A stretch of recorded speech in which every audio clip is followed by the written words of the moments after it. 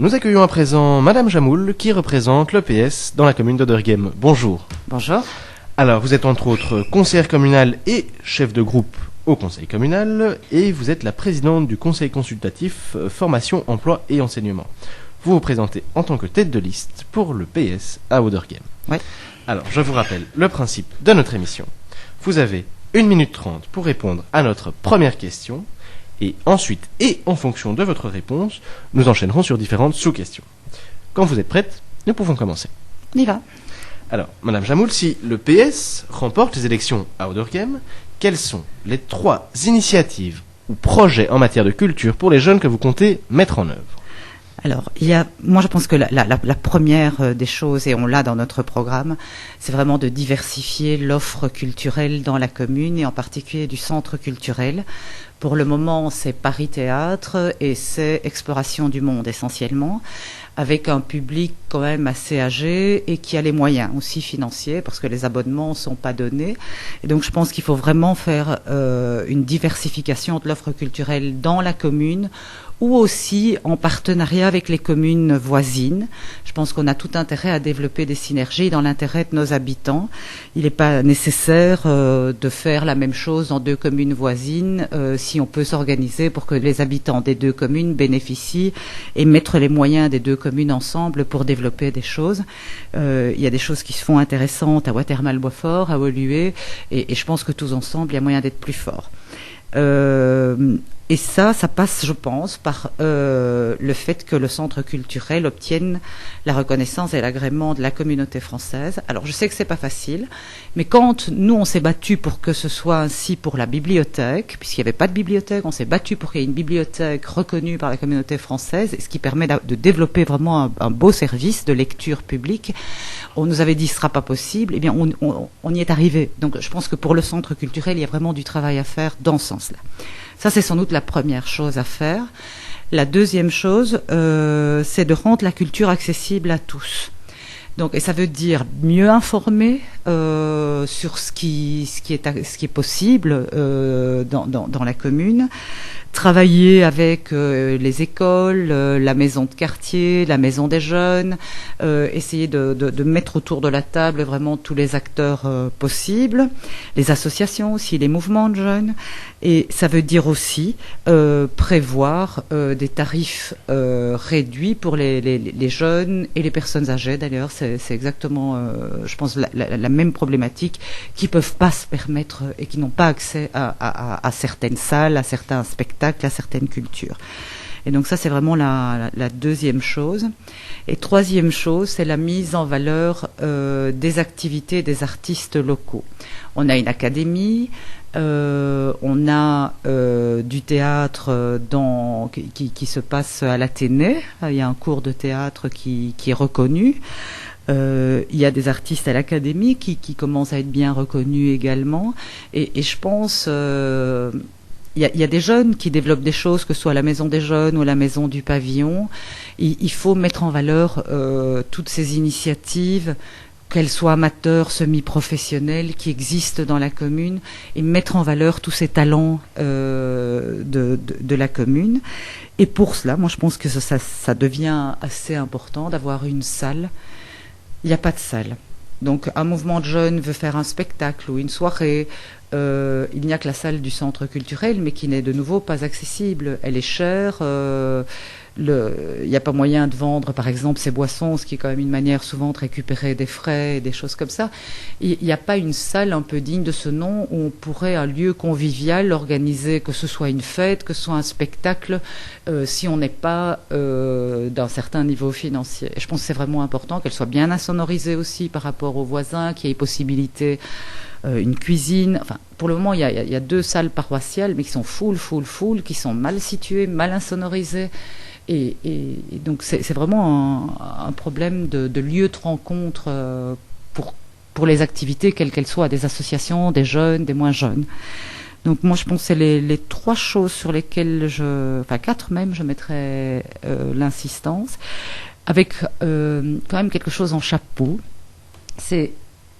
Il faut aussi, je pense qu'on ne sait pas suffisamment ce qui existe dans la commune, ce que les jeunes ont envie. et on ne les écoute pas. Dans la commune, on n'a pratiquement pas de conseil consultatif. On n'a jamais fait réellement des enquêtes pour savoir quels sont les besoins, et donc moi je rêve d'une belle enquête auprès des jeunes de la commune pour savoir ce qu'ils ont envie. Moi j'entends beaucoup de jeunes dire Auderghem c'est mort, c'est une commune dortoir, c'est bon, mais alors qu'est-ce qu'on fait pour la rendre plus conviviale, y compris avec des activités intergénérationnelles. Il y a moyen, il y a des forces vives, il y a des talents dans la commune, et donc je pense qu'il y a moyen, mais pour ça il faut aller les trouver, les chercher, voir ce qu'ils ont besoin. Donc moi je parlerai d'une enquête là, commencer avec une enquête, et puis aussi un conseil consultatif réel, qu'on écoute vraiment, pas manœuvré par les partis politiques ou des choses comme ça, ou noyauté par les partis ou par la majorité, ce que la majorité à Auderghem a tendance à faire quand même assez souvent. C'est vraiment un vrai conseil consultatif où on écoute et on voit quels sont les besoins pour pouvoir répondre à ces besoins. Voilà. Alors, tout à l'heure, vous me parliez de l'accessibilité, de mieux informer les jeunes de ce qui se passait dans la commune.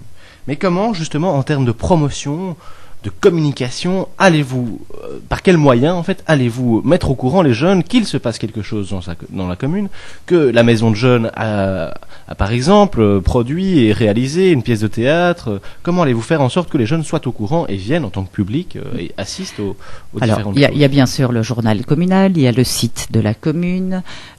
Pourquoi ne pas faire un espace jeune sur ce site de la commune? Il y a les écoles. On a quand même quelques écoles secondaires dans la commune.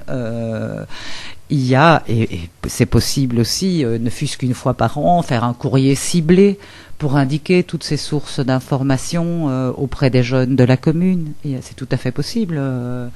Quand on est dans la majorité et qu'on a accès à des fichiers que l'on peut utiliser pour ce genre de choses, pour faire de l'information. Voilà.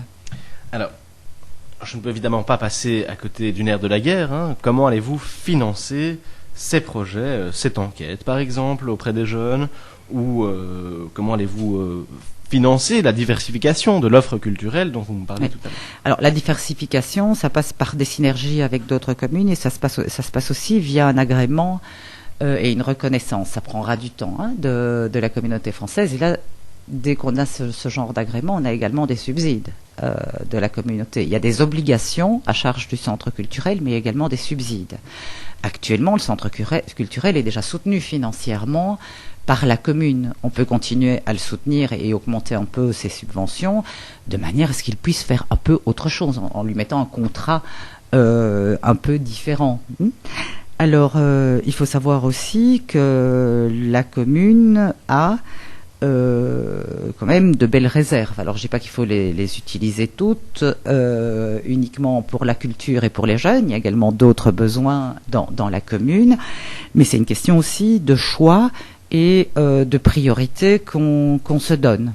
Et moi je pense que ça fait plaisir à personne dans la commune d'avoir une commune un peu dortoir, qui bouge pas, qui vit pas, et où les jeunes d'une part, savent pas rester parce que le prix du logement est énorme à Auderghem, et donc ça c'est vraiment un grand problème. Je pense, c'est de garder les jeunes dans notre commune. On est une des communes proportionnellement la plus vieille entre guillemets des 19 communes bruxelloises, même s'il y a un rajeunissement qui est en train de se faire. Mais enfin, c'est quand même significatif. Les jeunes savent pas rester souvent dans la commune parce que le logement est inaccessible. Donc ça, il faut vraiment garder les jeunes par une politique dynamique du logement. Et donc ça, c'est aussi une des priorités qui est pas la culture, mais qui me semble vraiment fondamentale par rapport aux jeunes d'Auderghem qui veulent rester à Auderghem. Et il y a des choses aussi qui demandent pas un conseil consultatif, ça demande pas de grands moyens, c'est être à l'écoute. Être à l'écoute de la population, ça ne demande pas des grands moyens, c'est un peu d'organisation, c'est l'utilisation de services communaux qui représentent un coût. Enfin, c'est pas des budgets énormes, c'est une autre manière. Quand nous on dit on veut Auderghem autrement, c'est une autre manière de faire de la politique et d'utiliser les moyens qui sont là. Alors, si maintenant on parle en termes un peu plus général, comment est-ce que le Parti socialiste Outdoor Game vous soutient dans la réalisation de ces projets? Autrement dit, comment est-ce qu'au Parti socialiste Outdoor Game vous voyez et vous concevez la culture en général? Ah non, ça c'est vraiment, c'est ce que je viens de dire, c'est des choses qui se retrouvent dans le programme du Parti socialiste sur lequel on a travaillé toute la section avec nos militants et donc c'est vraiment. Je voudrais dire aussi que beaucoup des membres de notre liste et de la section sont soit des jeunes, soit ont des jeunes qui sont dans les écoles d'Other Game, qui sont à l'académie de musique et donc qui ont une certaine quand même connaissance de ce qui se passe, et c'est tous ensemble qu'on a fait ce programme. Donc c'est pas mon programme à moi, c'est vraiment un programme du Parti socialiste, d'Other Game, et même plus généralement, même au niveau des 19 communes, on a travaillé tous ensemble sur une plateforme et puis on l'a adapté chacun à nos communes, avec les militants, avec des assemblées générales où on a discuté, en discutant aussi dans les rencontres que nous avons organisées avec les gens. Voilà, donc c'est pas mon petit programme à moi, tête de liste, c'est vraiment le programme porté par le Parti socialiste. Alors, justement, vous parliez tout à l'heure de mettre en valeur le travail des jeunes, etc. Mais on sait que bien souvent, ces jeunes ont un problème d'image, de reconnaissance dans leur vie de tous les jours, comme dans leurs travaux artistiques, dans leur vie professionnelle. En quoi les projets que vous venez de nous présenter vont leur permettre justement d'être mis en valeur, d'être au centre des attentions, mais cette fois d'une manière positive? Mais je pense qu'à partir du moment où on donne de l'espace pour l'expression des talents des jeunes et des moins jeunes aussi, hein. Je pense que là, c'est vraiment les expressions artistiques. Moi, j'aime pas trop quand on fait une distinction jeune, moins jeune. Je crois que tous les talents doivent être mis en valeur. Et bien sûr, ceux des jeunes en particulier, mais parce qu'ils représentent l'avenir, parce qu'ils sont en devenir, mais d'autres talents sont tout aussi à mettre en valeur, je pense. Et peut-être les faire se rencontrer, c'est intéressant aussi que des jeunes apportent leur dynamisme, leur créativité, que des plus anciens apportent leur expérience. C'est peut-être gai aussi de faire se rencontrer. Mais bêtement, un parcours d'artiste, nous on avait essayé d'y travailler avec PAC. Quand la majorité l'a appris, ils ont créé leur propre parcours d'artiste. Ça a duré 2 ans. Il n'y a plus. Ça demande pas des moyens énormes, organiser un parcours d'artiste. Il y a plein de communes qui le font avec des moyens tout à fait raisonnables. C'est une manière de faire connaître, de mettre, de valoriser. Et donc, je pense que ça, c'est une manière de... Alors, moi, je sais pas. Quand vous parlez de l'image des jeunes dévalorisée, moi, j'ai pas vraiment cette impression. Moi, quand je vois les jeunes qui sont dans la section, les jeunes qui sont mes enfants, mes grands ados, moi, j'ai pas l'impression qu'ils souffrent d'être dévalorisés. C'est plutôt des jeunes qui ont plein de choses à dire, qui le disent, qui ont envie de bouger, qui bougent, qui font des choses. Et c'est des choses parfois, moi au début, le beach box ou des trucs du style, mais c'est bien, c'est chouette. Ils nous font découvrir des choses aussi qu'on connaissait pas, que voilà, et ils s'expriment. Et donc, voilà, moi j'ai pas l'impression qu'ils ont cette impression, enfin en tout cas pas tous, cette impression d'être dévalorisés. Je pense qu'il faut leur donner de l'espace et respecter aussi parfois des nouvelles formes. Je pense au beachboxing par exemple. Bon, à beaucoup d'adultes ou de personnes plus âgées, dans un premier temps, ça semble un peu bizarre. Mais si vous prenez la peine d'écouter, c'est fabuleux. Mais il faut y a que plein de les choses gens là-dedans. aient l'ouverture d'esprit d'accepter que ce soit des Voilà, nouvelles mais il faut modes, leur faire nouvelles... connaître aussi. Il faut les mettre en contact, qu'ils aient l'occasion. Mais tant qu'on fera que de Paris Théâtre au centre culturel, les autres et moi qui vont au centre culturel n'auront pas l'occasion d'entendre une fois du beachboxing et savoir ce que c'est. Voilà, et donc il y a toute une série de choses comme ça qui demandent pas vraiment des grands moyens, qui demandent de la volonté, de l'écoute, et vraiment de travailler aussi avec les gens, avec les associations, avec les artistes, avec les jeunes qui ont envie de faire des choses. Parfois, mettre une salle à disposition, ça peut suffire. Alors, nous arrivons déjà presque au terme de cette interview. Je vais maintenant vous poser la dernière question, qui était une question ici branchée exclusivement sur la musique. Et en fait, nous allons vous demander si vous-même, ou avec l'aide du PS à Odergem, vous soutenez ou vous organisez un événement qui a pour but de découvrir un style de musique, un genre de musique bien particulier. Alors, ce que l'on fait, c'est qu'on a des tout petits moyens. Hein. Le PS, on est une toute petite section, on est dans l'opposition, donc on n'a pas vraiment des gros moyens. Mais une fois par an, on fait une fête, la fête de notre journal qui s'appelle l'Églantine. Et c'est l'occasion d'essayer d'inviter un groupe ou une musique un peu différente. Donc il y a quelques années de ça, on avait invité Combo Créole, musique haïtienne avec repas haïtien. Ici, l'année dernière, on a invité un groupe plutôt de boogie.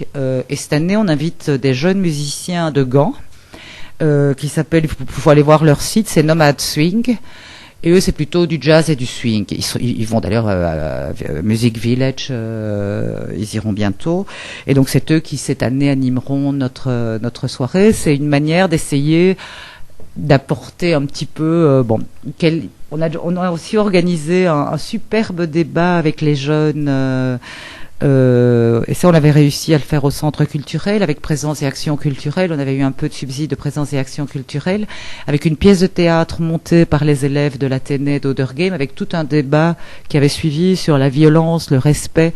Enfin, c'était vraiment passionnant et on avait réussi à remplir le centre. Mais ça demande de l'énergie. On n'a pas beaucoup de gros moyens. Donc chaque fois qu'on organise une chose pareille, c'est du bénévolat de nos militants. C'est voilà. Mais bon, c'est gai. Eh bien.